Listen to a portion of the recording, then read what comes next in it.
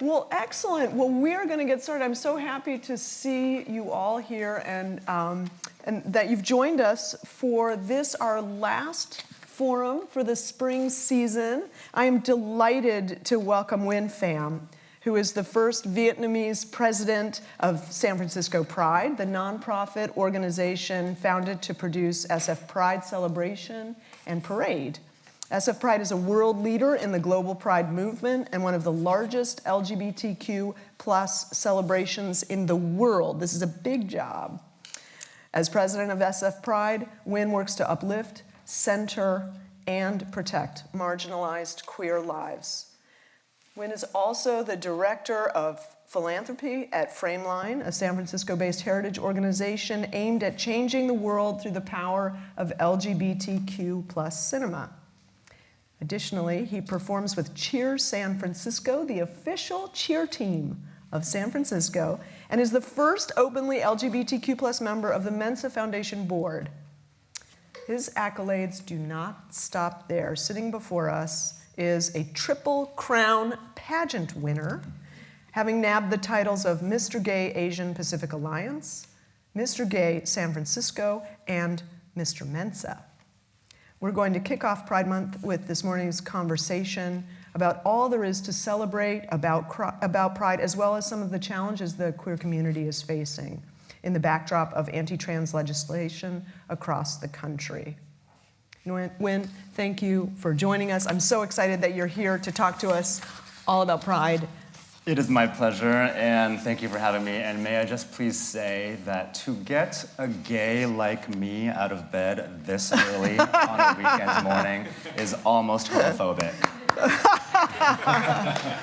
Well, they had to get me out too, so you're in good queer company. Well, San Francisco Pride is, of course, an international draw, and it's a Bay Area tradition. Can you tell us a little bit about your first memories of SF Pride? I would love to. I marched in my first SF Pride parade in the year 2001. I was technically still a teenager. That year, I had founded my high school's Gay Straight Alliance, or GSA. Now I think they're known as Gender Sexualities Alliances. But I had founded that organization at my high school, and there was a network, a GSA network, that was based in Oakland. So I marched with that group in 2001 in the SF Pride Parade. And we can get into more of the other groups that I've marched with over the years, but since 2001, I've not missed a single SF Pride parade. Oh, I plan my entire year around this parade. That's excellent. So this coming year, 2023, that will be, my 22nd, 23rd consecutive annual SF Pride parade. Wow, oh, that's amazing. Well, tell us a little bit about what it was like growing up queer in the Bay Area. I raised my two boys not far from where you lived, and so I know a little bit about what it is to be a high school kid in the Bay Area. It must have taken a lot of courage or what did it take to come out at an early age and also to found the first GSA? I grew up in a lovely suburb of San Jose called Campbell, California, and I'm a Bay Area native. I was born in Silicon Valley as well, and I happened to be born into a very progressive family of Vietnam refugees. And I use the word progressive intentionally. My mom, who's just an amazing human and soul, she came to this country kind of the long way. She went to school right before Saigon fell, and then when Saigon fell, she was in Europe getting her undergrad degree as well as doing some graduate work. And she was faced with a decision when Saigon fell. At the time, I think she was in Switzerland or maybe Germany, and the consulate there said to my mom, hey, you have a choice now. You can go back to your war-torn country and try your luck there, or we can declare you a refugee and we can ship you onward to the States. And then so she chose the latter, which was a really tough choice to be away from family. And I think the progressive values that she had throughout her higher education really informed how she would raise me and my older brother. I have one older brother.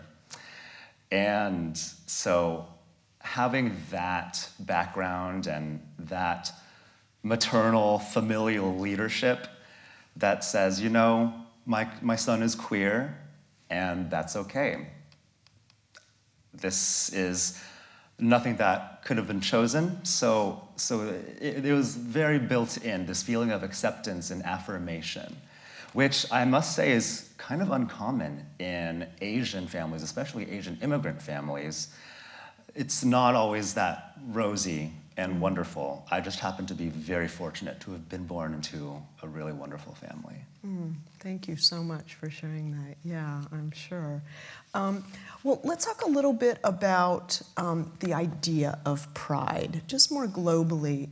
We talked before everyone was gathered a little bit about our wardrobes, and I mentioned that I have a little bin where I keep all my pride stuff, and it comes out during Pride Month, and then it goes back away, and I apologize, but all I could find were the socks this morning. The bin is lost, but it speaks to a little bit about how I think the lesbian community and perhaps the gay community approach the term pride differently. I have one friend who said, you know, pride, it's not a word I use. It's not an idea I need to embrace. I just am who I am. But I disagree. I think pride is really important. It's an important word, and I wonder if you could tell us a little bit about what pride means to you and why it's a term that we should use.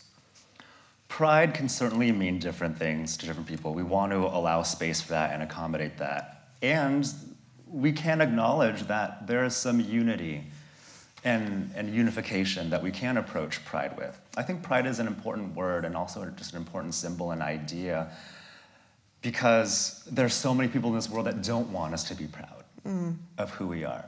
So sort of through the lens of this activist and advocacy sort of space, I think it's important that we lean into things like visibility and representation. And I think it was Harvey Milk who said something to the effect of, we all should be coming out. Because the more that we come out, the more that we share our stories, the more humanized we become, the more hearts and minds we change.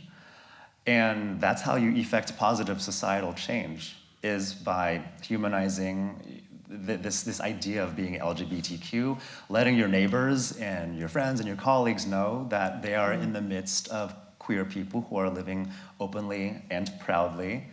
And I think it's just vitally important that we speak and we live our authentic truths, because if we don't, we're essentially going back in the closet. We don't further our cause. We don't gain the more mainstream, broader traction. And ultimately, the more that we do come out and share our authentic stories, the more liberatory our cause becomes. The work that I do at SF Pride, it's really, I'll share our mission. It's a four-pillared mission. The mission of SF Pride is to celebrate our culture, commemorate our heritage, educate the world, and liberate our people. And it's that last piece, liberating our people, which is at the forefront of the minds of my team and I at SF Pride. We are here to liberate queer lives here and everywhere. Wonderful. Thank you for all the work you're doing. And so that brings us to some of the more pressing issues that the queer community is facing right now. A lot of anti-LGBTQ+ and specifically anti-trans legislation has been passed lately. We're seeing and receiving a lot of hate. And I wonder if you have a sense of what's behind this. I have a number of thoughts that I could share. I appreciate that you flagged that we're seeing record numbers of anti-LGBTQ and specifically anti-trans legislative actions sweeping the nation. Last year was a record year. I think we had like 300 or something bills that were introduced in legislatures all across the nation. This year, we've already surpassed, we've almost reached 600. And stated differently, that's nearly 5 per day in just the first 3 months of this year. That's a record. These are not the kinds of records that we should be setting and breaking as a nation.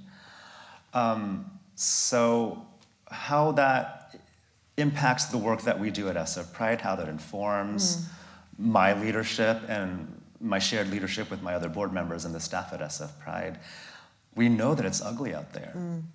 And we know that as a global platform in many ways, SF Pride takes this job of being a platform quite seriously. We want to make sure that the most marginalized voices get centered and affirmed. We want to protect Black trans lives explicitly, because they are the ones, in many measures, most under attack. So that absolutely informs how we mobilize, how we implement anything that we do with our celebration and with our parade.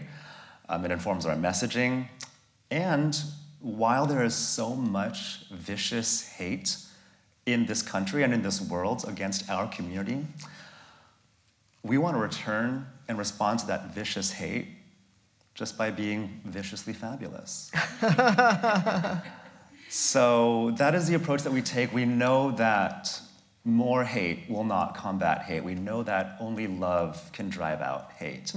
And that is the approach that my team and I take with our work at SF Pride. Wonderful. Oh, thank you so much. Are there any other marginalized groups who SF Pride is concerned about and who we should be thinking about as a city? Completely. We cannot be engaged in anti-homophobia, anti-biphobia, anti-transphobia work without also being anti-racist. So this is part of the reason why I explicitly called out protecting Black trans lives. Right. We, in the community, many of us are also intersectional. We're not just part of a sexual minority, a sexual orientation minority. We are also ethnic minorities. Sometimes we are neurodivergent as well. So it's important to take this intersectional focus and to apply an intersectional lens to the work that we do also. Our struggles are shared. Absolutely. When we as queer people are struggling economically, discriminatorily, you know, people of color also go through those challenges. So being anti-racist in our work has become a requisite in everything that we do. We cannot be queer activists without also being pro-people of color activists also. It's all deeply intertwined and vibrantly so. It makes our work so much more meaningful. It makes it a lot harder also, but because of the meaning and the purpose and the intent and just our love for our communities, we do it, because we love to do it. Wonderful. And what impact do you think you're having in the AAPI community in your high-profile position? Yeah, I get this question quite often. It's a huge responsibility that I feel. And of course, it's one that I welcome. I'm proud to be the first Vietnamese president of SF Pride. I'm proud to live in a city and call the city home where more than a third of residents are of AAPI heritage and descent. I like the visibility that I'm bringing to this intersectional idea that one can be queer and Asian at the same time. This city has really embraced me in many ways. There's so many other wonderful nonprofit organizations in this city that are doing wonderful work. I'll name a few. One is called GAPA, the GLBTQ Asian Pacific Alliance. You mentioned that earlier. I won a pageant through them.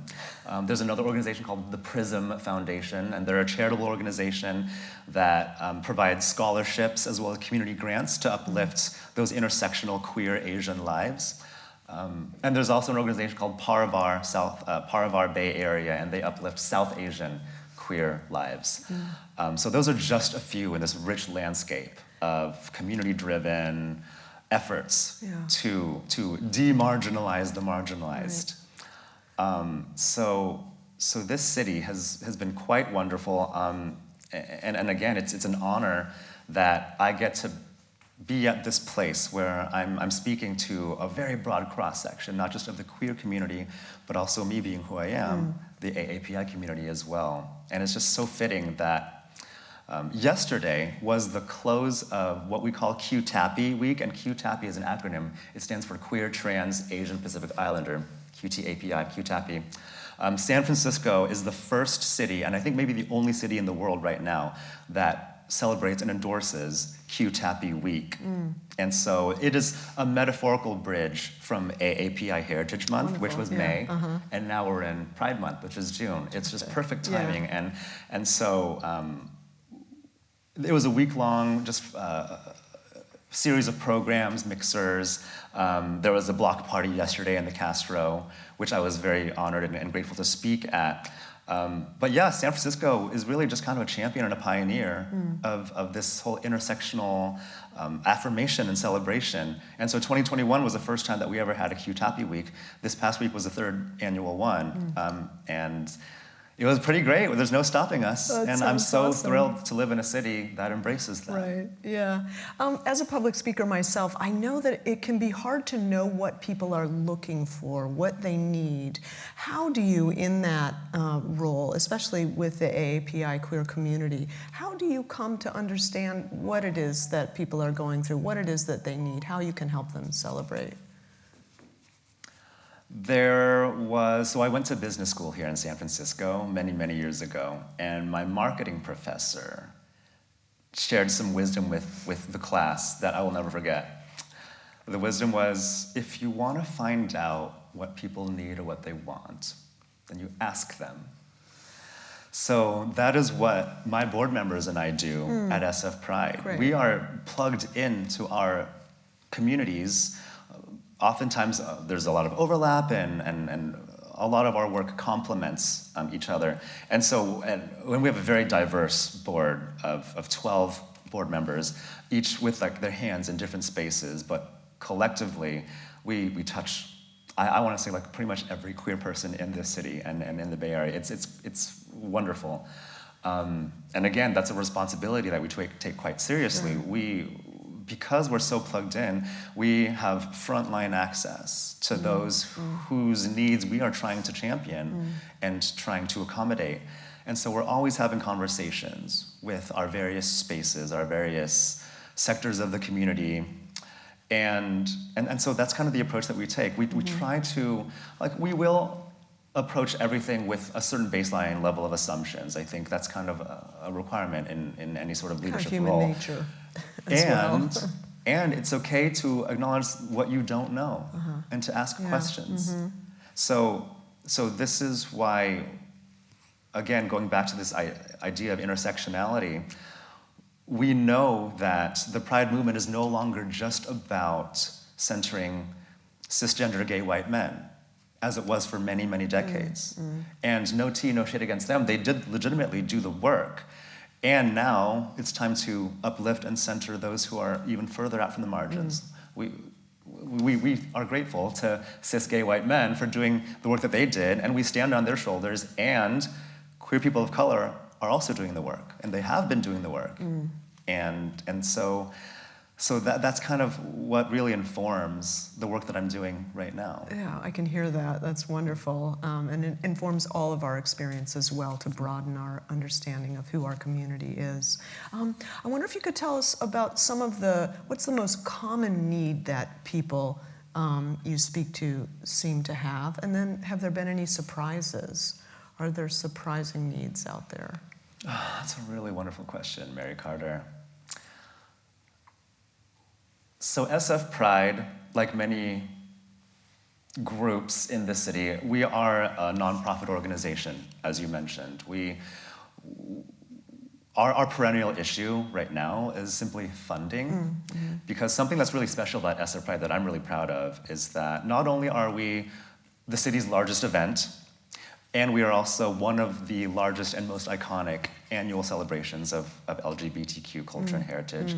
We are also one of the few remaining Pride events throughout the world that are completely free to anybody who wants to come. We do not charge admission to SF Pride.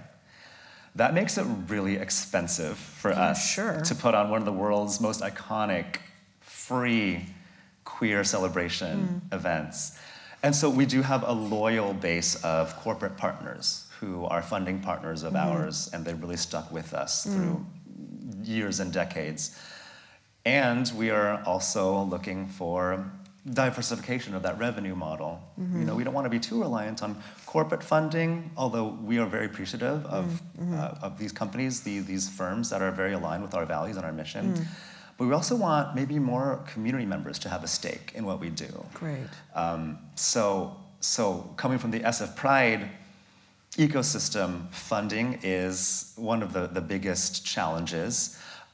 What's been surprising, to answer the other part of your question, is the city specifically has really wisened up to the fact that this city needs SF Pride in many ways. And more pointedly, there's an estimate, I think around 2014, so just under 10 years ago, we conducted an economic impact analysis for SF Pride.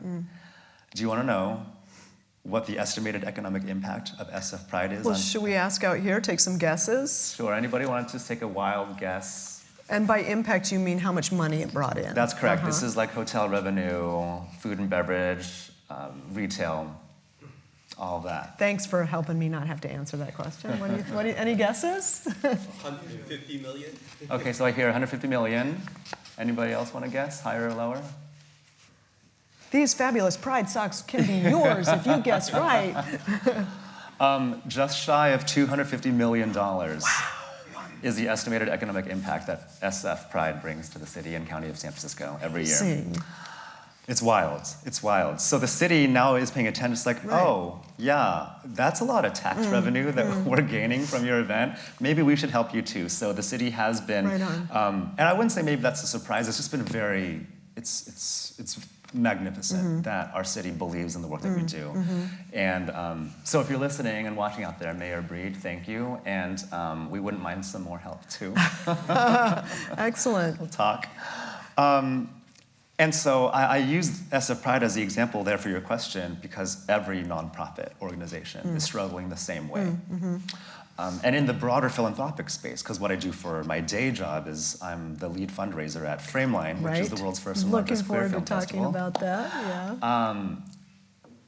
Given everything that's happening in the world, pandemic-driven food and housing insecurity, a war in Ukraine, an attack on body autonomy and reproductive rights, donors in the philanthropic space are rightfully pivoting toward those very timely, very existential challenges that they want to fund and sort of eradicate those societal ills, which also means that they're sort of pivoting away from things that are kind of seen as elective, like Pride. We're just a party, right? We're just a party.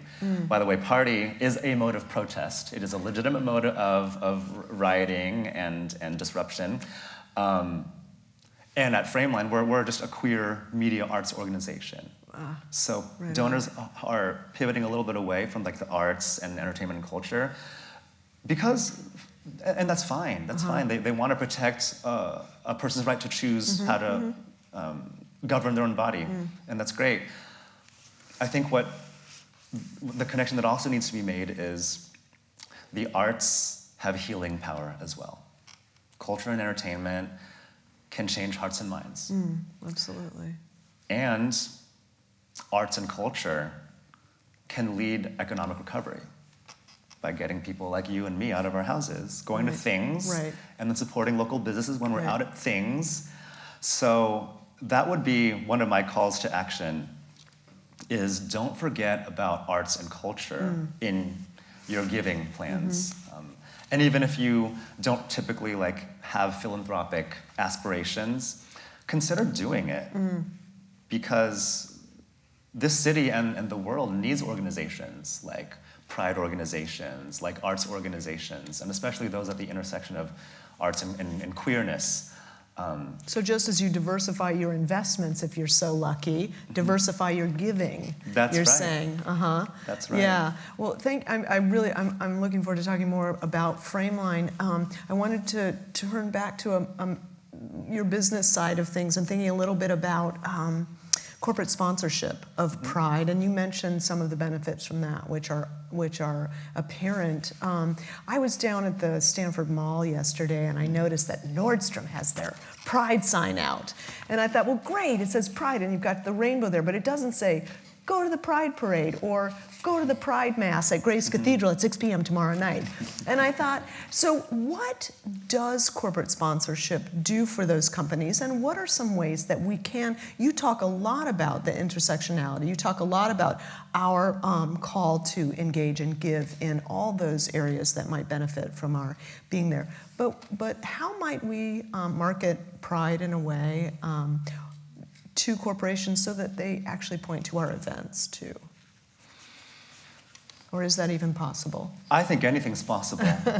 I love this idea of enlisting and engaging our corporate partners as true allies and co-conspirators of this positive societal change that we are attempting to effect every year with our event. I'll share with you, I'm really proud of SF Pride and how we approach our corporate relationships. When we enter into contract with any company of any size, it's written as stipulations. There are clauses in our contracts that say you must sign on to these 3 stipulations. 1 is you must endorse the mission of SF Pride. 2 is you must not differentiate between benefits that you give to mixed-sex couples or same-sex couples. Okay. So there should be no there should be and there should be equivalency across the board. And 3, you must have anti-discrimination policy for LGBTQ people in general in your HR policies. So those are the 3 stipulations that are non-negotiable for us. So any company that enters into contract explicitly are supporting those 3 things. And I really like that mechanism because it's more than just being performative. Right. Although a lot of it is, and we have it written in words that you are an affirming LGBTQ organization. Right. And obviously the flip to that is then they get to have their brand splash across our activations, which we have been taken to task by our community in the past for being a little bit, too corporate leaning. Yeah, I wondered if there are any costs about this. Yes, and there will always be those sorts of healthy dialogues and debates about our approach. Right now, and how does that debate happen, aside from people making complaints? Oh, so again, my board members and I, we are very plugged into our various sectors of our communities, and at least once a month, we convene in a meeting, and our meetings are open to the public, so oftentimes we will have community members, but also people that are sort of within and adjacent to the SF Pride space, just raising these questions very humbly and honestly. It's like, hey, so like, should we be taking money from XYZ corporation? And because we take our jobs so seriously in being the correct, affirming queer organization that we are, we don't take those questions lightly. Like, we will evaluate and examine and interrogate. And I think that's such a lovely facet of our community, that there can be that openness, that transparency. We can agree while we can disagree agreeably. And so those are the sorts of spaces where those conversations take place. But the other part of your initial question, how do we enlist these companies to really be champions beyond just being sort of financial allies? It's a really lovely question. I wonder if that requires maybe some more revisions to our contracts. It sounds like you've got ways to nudge corporations forward, to nudge them toward equality, which is activating and important. Well, let's take a look at Disney, for example. Here's a great corporation in the news quite a bit. And I'm sure that those corporations who aren't yet, but are thinking about engaging in the Pride movement, are looking at that. What do you think they and we can learn from what's happening with Disney in Florida? So with Disney specifically, and with for-profit companies more broadly, they do have to uphold and promote their bottom line. That is what they're there to do, and we acknowledge that. And it's always interesting to find one of those companies that's just very good at making money and generating profits, who also have an explicit mission and stated values. And when those mission and values align with those of SF Pride, or with the broader Pride movement, then you gain a sense that, oh, they're actually walking their walk also, not just talking the talk. And you try to lean into those companies that practice what they preach. I am glad to share that locally, one of our premier partners is Kaiser Permanente. So they will be having, for example, like branding rights for some of our larger activations. That's what premier means? Yes, okay. yeah. So one of our lead sponsors. And they are more than just check signers. Like, we've been partnering with them to see if there's any like other synergies that we can maybe synthesize into making our celebration even more fabulous than it already is. We've had conversations with other partners about co-sponsoring. During Pride Week, we have like a whole slew of events, and maybe co-sponsoring one of these specific events so that it might be like a human rights summit that we're doing. And so when we're able to have those conversations and go deeper than just receiving a check from them, that enriches that relationship. It makes it much more meaningful. It helps us to tell our communities what these behemoth corporations are actually doing on the ground, Right. Yeah. beyond simply just sending us thousands of dollars that we do need. Right. And so, yeah, it just helps to stymie the whole conversation that corporations are simply out to rainbow wash, participate in rainbow capitalism, because there are some really great organizations out there for whom this is much more meaningful. It's more than just about having the biggest marching group in our parade. It's about partnering with us, aligning with us, and asking us what our communities need and delivering. Wonderful. Oh, thank you so much. I wanted to ask one more question about some of the struggles in San Francisco, and that is, we have people suffering from homelessness and drug addiction, and I wonder if SF Pride has any impact on that or has any responsibility for helping support those people in any way. This is something I think about a lot, just being a San Franciscan. Obviously, we have a whole host of structural issues that are the drivers of the unhoused population here in the city. In terms of SF Pride's role in that, though, we are fully open and inclusive and welcoming of anybody who would like to participate in our event. As I mentioned before, we don't charge admission into our celebration. Also, to watch the parade on Market Street or even on ABC7, which is our lead media sponsor, that's free to do as well. And specifically with the homeless residents of San Francisco, we are open to them. We don't have any initiative specifically to uplift them. Although I think legitimately we can acknowledge that they are a marginalized group of people here in the city. But this is one of those things where SF Pride can't be everywhere, because if we're everywhere, then we're nowhere. We're focused on putting on the grandest, most affirming event for our community in this city, and to serve as a beacon of hope for the rest of the country and to an extent the world. And so we're happy to acknowledge what we don't know and what we just don't have core competencies in, and we don't know how to solve the homeless problem. That's where we would look to our civic leaders. And we trust that our city leaders are doing the best that they can. I know that there's a lot of discord out there among residents as well, that things could be done more quickly and maybe more effectively. But we also have elected representatives that we have installed to have those conversations and to do that work. So SF Pride will be as best allies and stewards of our city's work, and we are very open to supporting however we can, but we will be following the city's lead for that. Yeah.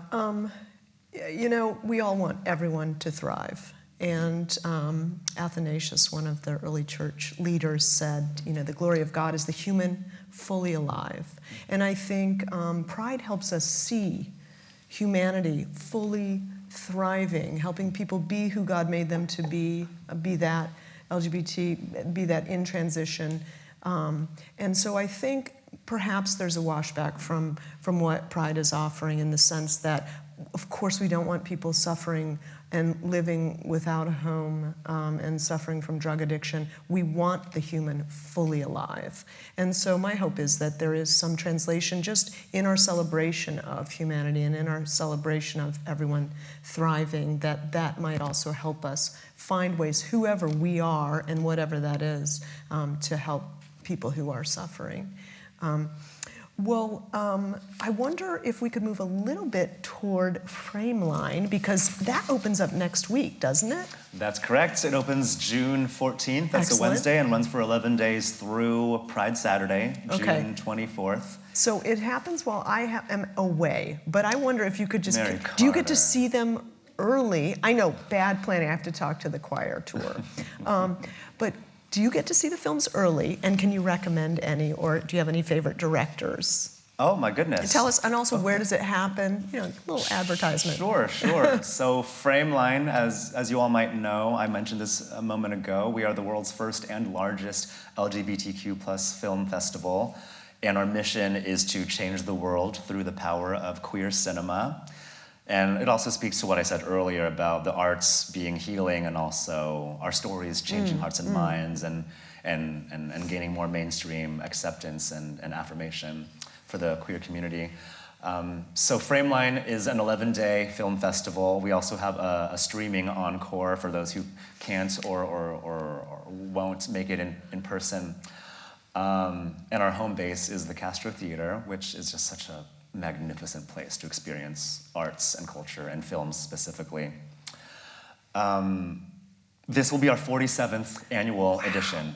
Frameline was founded in 1977 in San Francisco. It was just, I think there was like a storefront, very like Harvey Milk-esque. Like it was just like, we had like a screen set up in like a small like storefront or somebody's like house or something. I'm kind of butchering the history here, but it was like just a handful of just gay men, mostly, just watching videos. And that's how it started in 1977, and now we're the world's largest. Oh, wonderful. And there are other queer film festivals out in the world as well, but we are always going to be the first, and we are still currently the largest.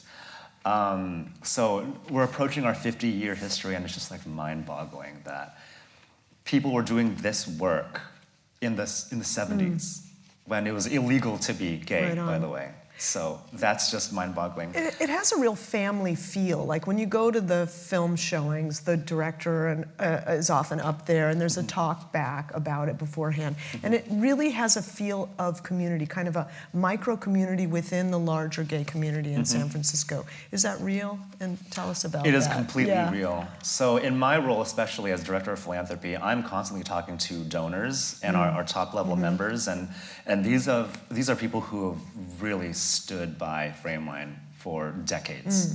It is so emotional in a wonderful way to acknowledge that not only were the filmmakers themselves doing this really scary work in the 70s, but people were also watching their work. They're consumers of this art.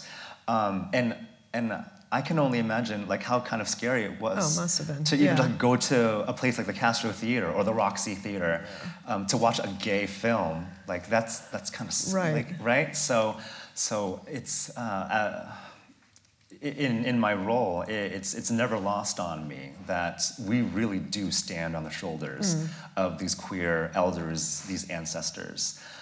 Who are doing this when it was not acceptable to be doing to be living open and proudly.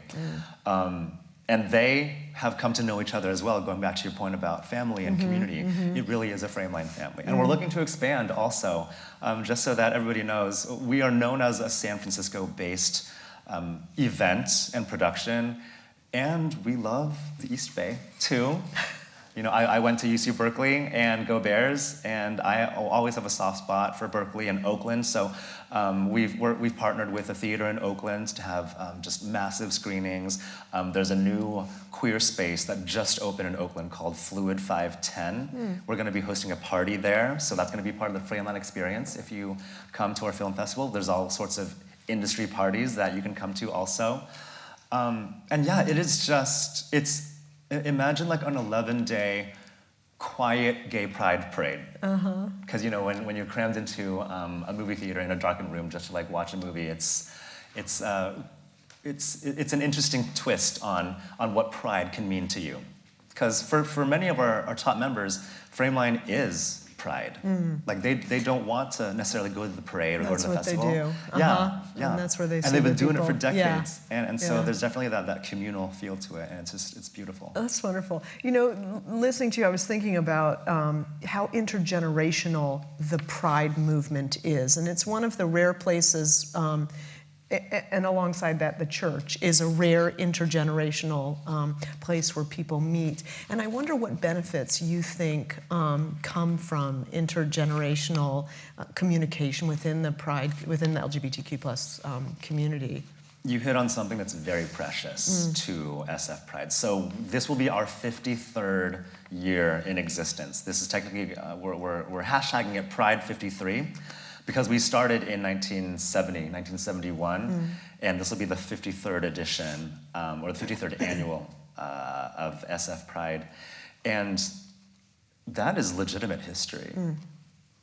We have current Pride supporters who've been doing this work for more than 40 years. I think, don't quote me on this, but I'm pretty sure we have in our midst people who were there at the very beginning, at the first one. And we know and acknowledge that that is history that we cannot and should not lose. So every year, SF Pride selects a theme. Last year, the theme was Love Will Keep Us Together. This year, our theme is Looking Back and Moving Forward. Nice.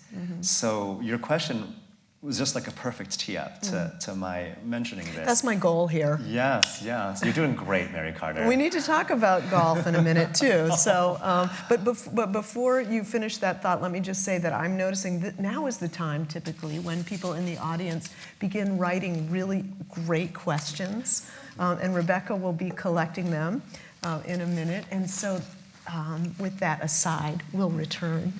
Yes, so this idea of looking back and moving forward, it is explicitly saying we will not forget those who have come before us and who did the work before we came to the table. And the moving forward part of it is we need to look to the future and see who will be populating the next generation of queer advocates and activists and allies. So these conversations are vitally important.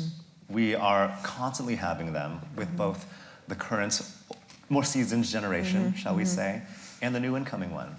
And just being explicit about that in our theme selection was really important to us. I hear that. That's wonderful. You know, the queer clergy community that I'm a part of met for several months leading up to our preparing for a new bishop, and we wanted to make sure that LGBTQ plus people would be represented by our incoming bishop. And in that conversation, what I heard from them was many of our older participants really wanted to tell their story, how they had helped the church be a part of a presence and an activist in LGBTQ plus initiatives since certainly the AIDS crisis and beyond. And so it just makes me wonder how you think the church might also support LGBTQ plus history and history making. What is your sense about what the church might do to continue to support LGBTQ plus initiatives? Sure. So I'm going to draw off of both my SF Pride and as well as my Frameline experience here. So SF Pride, we are a platform. We do have certain messaging. We have a mission statement that we firmly believe in, and we're here to uplift and promote those who want to have their voices heard and their stories told. So as a platform, we provide that space. Frameline, we are very much kind of similar. We're a platform as well. We have stories to tell, but we're really there to gather, assemble, and deliver the stories that our film artists, our filmmakers, give to us. I'm thinking there may be a gay clergy film coming out soon. Anybody want to help produce that? Hot take. So I would say, accordingly, the church and the institution broadly, you're a bit of a platform also. And you're a storytelling organization also. So I think it's your question about how can the church help to promote and mobilize this idea of queer history. It's all through leveraging your platform, utilizing it to share those stories. And you can do it like through your sermons. I imagine that, I've not been to one of your services yet, but you will be tonight. Oh yes, I will. But it's about leveraging that space and that platform that you have, and inserting queer historical narratives into it, doing what you can to just explicitly share those stories of our elders. So that's one key way that you, as a storytelling organization, can really support that, and not just our history too, but looking forward. Right. Wonderful. Thank you. Okay, I want to honor our brilliant questions from the audience. Here's the first one. Let's see. Okay, what's happening this year with police presence at the Pride Parade, and regarding uniforms and also firefighters? Thank you for that question. And this, as many of you probably know, this was a big bone of contention for our community last year. So just around a year ago, just over a year ago, we had communicated to the SF Police Department specifically that our community just is not very warm to the idea of a militarized look from them in our Pride Parade. So we had to work with the police department to find a sort of compromise. Like, how can they still show up and be out and proud LGBTQ officers in our parade, marching proudly and fabulously, while also making our community feel safe against the militarized appearance. So we entered into a joint agreement last June, where we had some constraints and some boundaries, like, yes, you can show up as police officers, but just no weaponry and no uniforms. You can find a different way to show up with a different appearance and still be out and proud queer police officers. And we will still allow this a small, top leadership cadre that can show up in their full uniform as just a matter of their own traditions, their own requirements, whatever it might be. So that agreement was in place last year, and it was largely adhered to. So this year, that joint agreement is continuing in place. So we will also still see a very full, out and proud contingent of SF police officers who will be marching not in their full uniform, not with weapons, because obviously that's what explicitly our community told us would make them feel much safer. Oh, wonderful. Thank you for sharing that. Yeah, we have, of course, the same security concerns sometimes at the church as well, and the question of what kind of presence we want to have here and what kind of signal that sends as a peace-loving, peace-creating institution. So thank you for expanding on that a little bit. Here's a question about being allies. What can people do to be allies to the LGBTQ+ community? I really love this question. Thank you so much. One thing that I learned explicitly just through the work that I've been doing for many years now is ally is a verb, not a noun. You can't simply just call yourself an ally and be performative and say, hey, I bought this rainbow thing and now I'm an ally. No, it requires some engagement, and yeah, it can be kind of exhausting. And you know what? So is being a queer person in this country. So when you want to enter into an alliance and be that co-conspirator with our community, the best place to start is just by asking us what we need. Going back to my earlier point, the best way to get to know what people need and want is just to ask them. So allyship is just one of those things that's like, it will look different to different people, and that's okay. There's no one-size-fits-all approach. I would just assert that it starts with asking the question, how can I be of best support or service to you as a member of the queer community? Sometimes the answer might be, just be my friend, just like be there for me. Other times it might be like, can you please donate to this organization? So allyship looks super different to different people, and that's very welcomed and embraced. And it starts with being a little bit interrogative and curious, rather than trying to approach it with so many assumptions. Yeah, just ask those questions and have conversations. Thank you, and show up, you know, as you are. I've been talking to my sons a lot about that, you know, as they're in a position to like pick or choose which family events to do and so on, you know, that actually just showing up makes a big difference sometimes. So allies can do that too. Let's see, what advice would you give queer people who have trouble seeing a colorful and confident future amidst anti-trans legislation? And I would add to that young people, because you have that history and that's within you, that, you know, allyship and, well, support of young people. The advice that I would give, I won't call it advice, I'll call it guidance. To see that colorful future is to read beyond the headlines. Yes, our community is under vicious attack right now, highly coordinated. And these attacks are not rooted in data. If we actually think about it, marriage equality in the early 90s had, I'm gonna get a little bit nerdy with data. In the early 90s, we had, I think, a 27% approval rating of marriage equality in this country. As recently as last year, that number is now up to 71%. That is a solid majority of Americans that are like, yeah, let the queers get married. Like, why not? And so when I see these vitriolic attacks from just a twisted minority of this country getting those headlines that we're gonna be anti-LGBTQ and we're gonna be anti-trans, it's like, do you not read the room? So my guidance to queer people, young queer people, is to know that for the most part, this country is actually pretty cool with us. We still have a ton of work to do, and now we have to combat this diabolically coordinated attack legislatively against our community. But ultimately, these attacks are not aligned with what the people are actually feeling and what they value. So if you want to see a brighter, more colorful future, first of all, be a part of that future. Rise up and resist with me. Come to SF Pride. Donate to causes that mean something to you.